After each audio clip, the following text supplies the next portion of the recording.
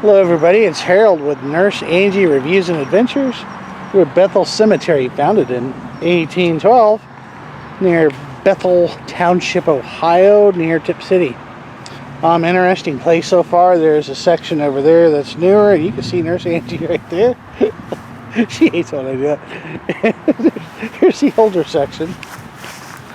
And some interesting things here. Of course, we're in the home of the Wright Brothers, and that popped up. So we're going to do an Easter egg hunt and see if we can find the pioneer ancestors to the Wright Brothers. Let's go for a walk.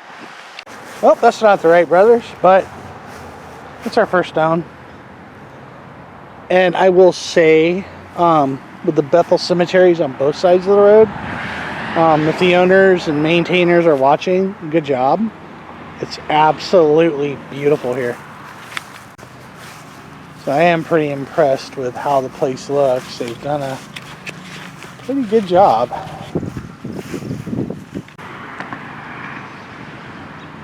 Henry Hefner, 1889.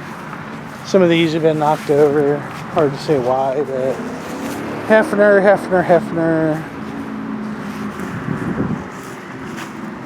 I'm not sure if someone lives back there or not. It may be like a caretaker's house. Driveway doesn't look too traveled. I don't know. Hefner.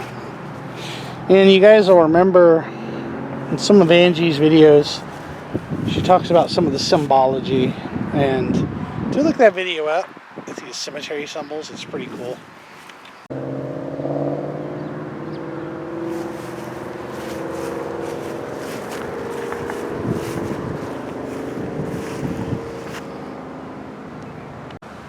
So we'll just kind of go around the outside. Looks like an old Civil War stone. Can't really... Sometimes on these you can do the flashlight trick and hold a flashlight at a certain angle. You can actually see the lettering and numbers on it better. That may be an old pioneer stone right there. I'll almost bet that is too. That's cool. Again, they're using a lot of symbology on these stones. Like, I don't think I've ever seen that one before.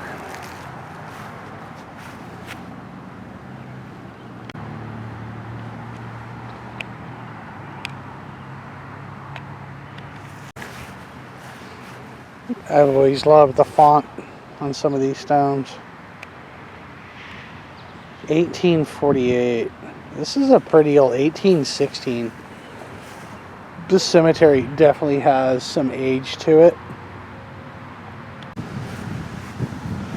I love that stone right there. Mary, wife of Daniel. They didn't even use her last name. I mean, you assume the last name from the husband, but wild.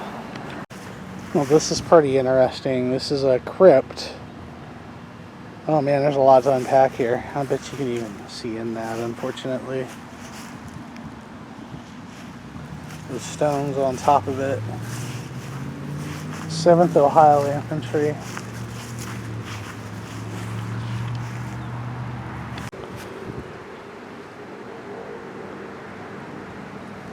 This is way in the back.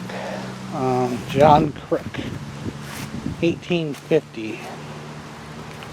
Not sure, that stone's just fallen over. Looks like you can kind of see an old stone wall back there. Not sure what that is, so I'm not going to go back there, obviously.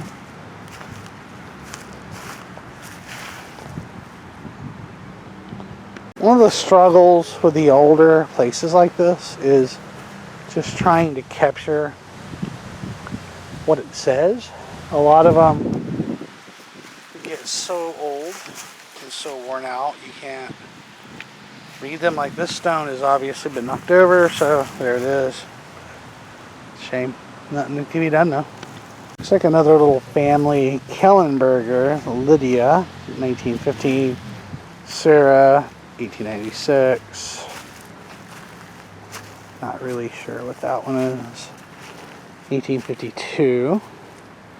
Got like the willow tree symbology.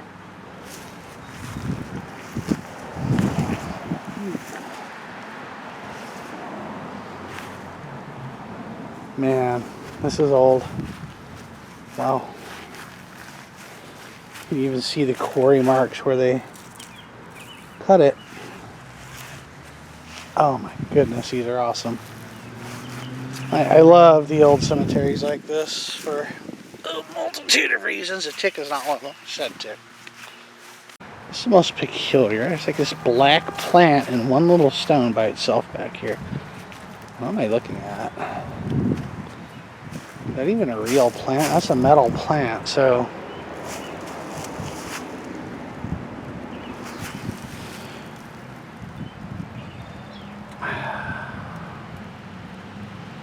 Millers? I can't really tell. There's a story there. I just don't know what it is. That font is gorgeous at the bottom. Look at that. Man, that's beautiful. Holy cow. Look at that. Oh, I love these Stoker. Mary and Henry Deem, 1892 and 1904. Guessing Caleb? I can't tell if that's 1st or 7th Ohio Infantry. I've seen a lot of 7th Ohio Infantry here. I think we may be... Oh wow.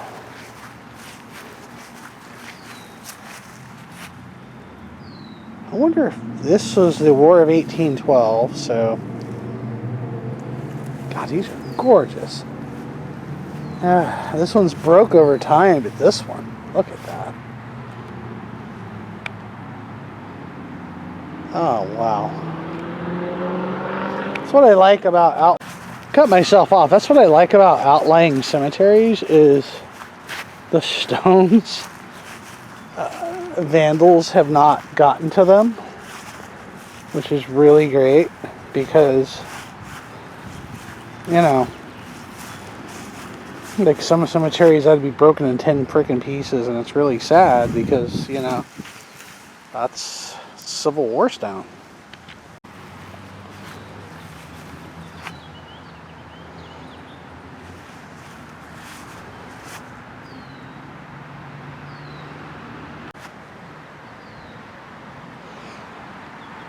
Cedar tree. So common in these cemeteries and all that. This looks like a pioneer stone here, folks. Oh yeah, I'm betting that's a pioneer stone. Yeah, most definitely. Look at that.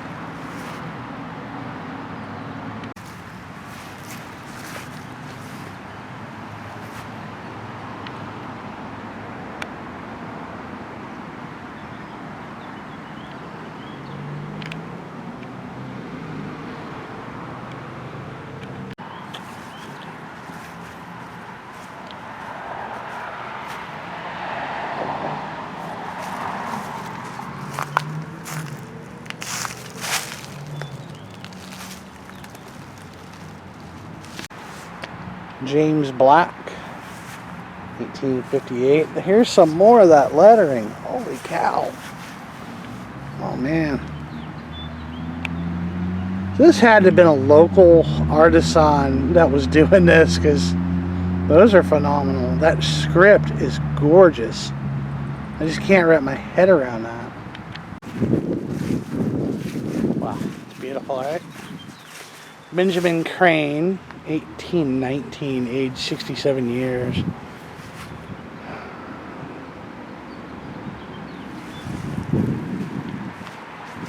The tallest, one of the more taller obelisks.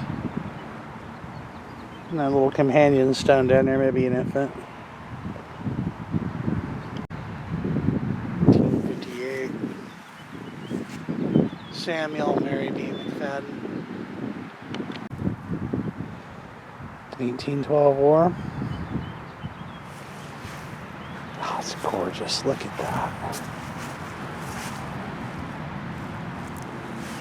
Oh. My props to the caretakers. You guys are doing a great job. These are not easy to keep intact. They're just not. And you can see there's been repairs over the years, but for the most part, it's pretty awesome. It really is. Of course, some things are unavoidable. There's only so much they can do. There's the proof of concept. I am curious as to why that crypt is open and I can see in there. I'm not going to try to see in there because, you know, for obvious reasons, but...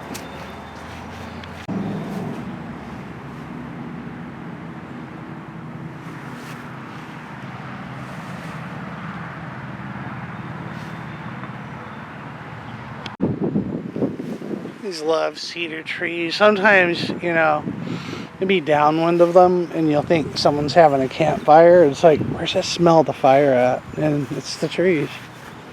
It's just a beautiful tree. I love cedars. And these guys are old too. Ugh, I'm just burping in the camera. Sorry about that. Haven't found the ancestors of the Wright brothers. Maybe they're marked. I don't know where they're at.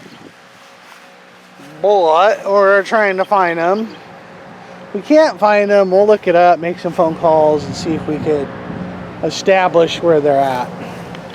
That script again, there it is. Oh my goodness.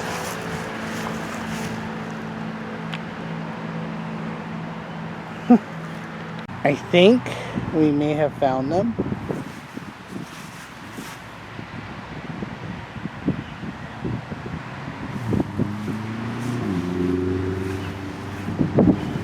So this could be, this is, well, okay. Revolution, Connecticut,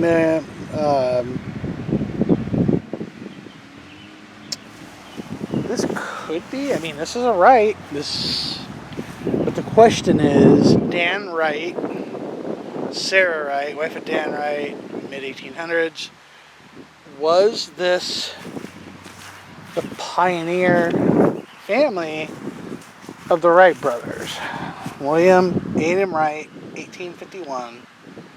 He's young too, only 20 years old. Huh, could this be it? We don't know. So SB, but then we have another Wright obelisk next to that one over there. Looks like Martha, wife of something Wright, 1850-ish. Nothing else on that side, nothing else on that side. Infant, I don't know. That's a hard one. Infant, born 1855.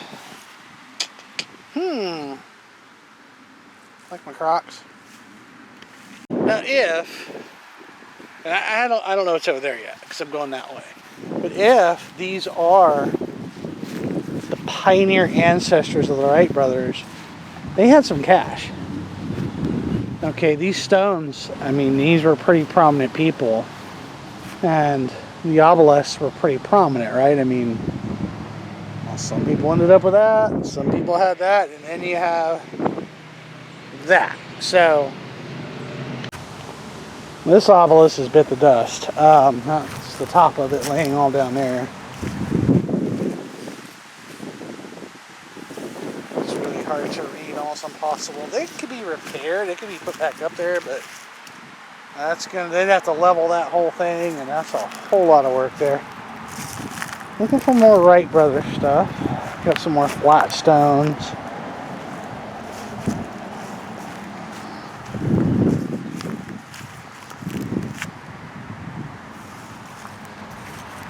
The hunt continues, right? So on this side of the Wright Brothers obelisk, there and there, we have Orem. God, these are gorgeous stones. There's a beautiful willow tree. No more Wrights. Oh. Sorry if I'm moving a little fast. Just hit the pause button. Again. Oh my goodness, these are just beautiful. Done a lot of repairs to this place over the years. I really appreciate what they've tried to really keep it looking, you know, giving them a lot of credit. Great American Revolution. C.W. Schaefer. Nason.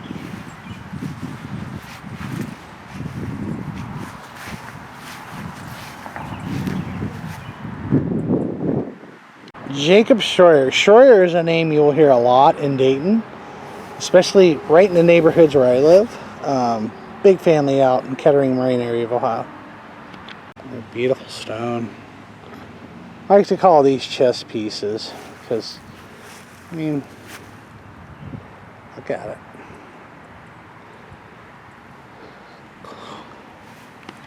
Another one that could be a pioneer stone. I'm not sure what that is.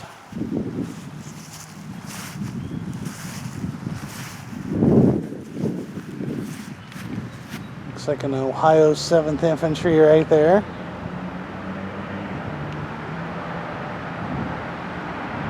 To think we have a repair here. What is going on here? This is... Maybe it fell in the mud that way. Maybe it fell once and the soil discolored the stone. Don't see that every day. And that's what I'm guessing happened. The stone may have been porous. May have fallen, they recovered it, repaired it, but it would need to be really cleaned. This is kind of cool. It's got some intricate like flower work on top of it. I'm thinking Nora something. Oh, so hard to read these. I wish it was darker and cloudy and I had a flashlight. So the flashlight trick is you could hold a flashlight at an angle. The light will bounce off those and you'll actually be able to read it better. So you got to try that. Another prominent kind of a feature here, right? So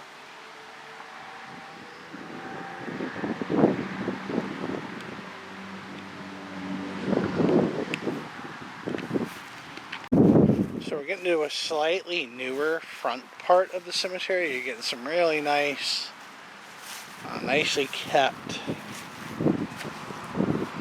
stones, markers, Roberts. This is beautiful. They've done a good job here. Flags need to be updated and replaced, but you know, that's it. I mean, this is beautiful.